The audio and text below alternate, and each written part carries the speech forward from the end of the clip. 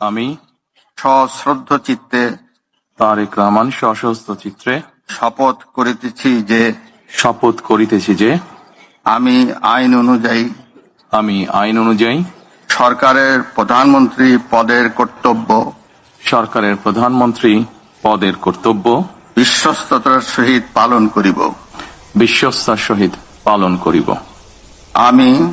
আমি বাংলাদেশের প্রতি অকৃত্রিম বিশ্বাস ও আনুগত্য পোষণ করিব।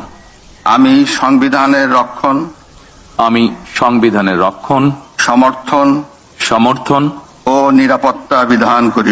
ও নিরাপত্তা বিধান করিব।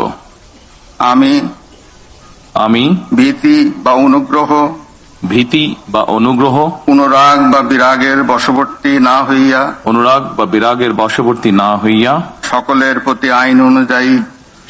প্রতি আইন অনুযায়ী যথাবিহিত আচরণ করিব।